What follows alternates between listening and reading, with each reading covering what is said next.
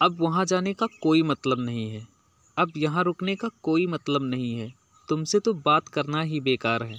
गुस्सा करने का कोई फ़ायदा नहीं है।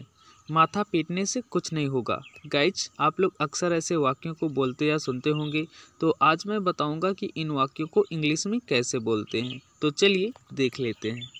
इट्स नो यूज, इसका मतलब होता है कोई मतलब नहीं है, या कोई फ़ायदा नहीं है, या बेकार है।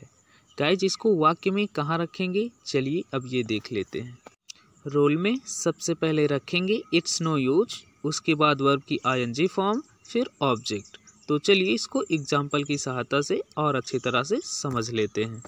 पहला एग्जाम्पल है, अब वहाँ जाने का कोई मतलब नहीं है, या इसको ऐसे भी कह सकते हैं अब वहाँ जाने का कोई फ़ायदा नहीं है, या इसको ऐसे भी कह सकते हैं अब वहाँ जाना बेकार है।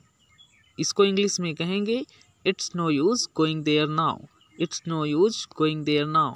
दूसरा एग्जाम्पल है, अब यहाँ रुकने का कोई मतलब नहीं है, या इसको ऐसे भी कह सकते हैं अब यहाँ रुकने का कोई फ़ायदा नहीं है, या इसको ऐसे भी कह सकते हैं अब यहाँ रुकना बेकार है।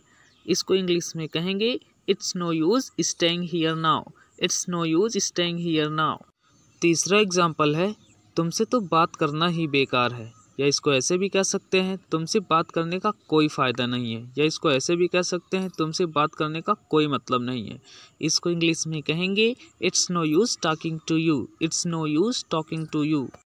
चौथा एग्जाम्पल है, गुस्सा करने का कोई फ़ायदा नहीं है, या इसको ऐसे भी कह सकते हैं गुस्सा करने का कोई मतलब नहीं है, या इसको ऐसे भी कह सकते हैं गुस्सा करना बेकार है। इसको इंग्लिश में कहेंगे it's no use getting angry. It's no use getting angry. पांचवा एग्जाम्पल है, माथा पीटने से कुछ नहीं होगा, या इसको ऐसे भी कह सकते हैं माथा पीटना बेकार है, या इसको ऐसे भी कह सकते हैं माथा पीटने का कोई मतलब नहीं है, या इसको ऐसे भी कह सकते हैं माथा पीटने का कोई फ़ायदा नहीं है। इसको इंग्लिश में कहेंगे it's no use beating your head. It's no use beating your head.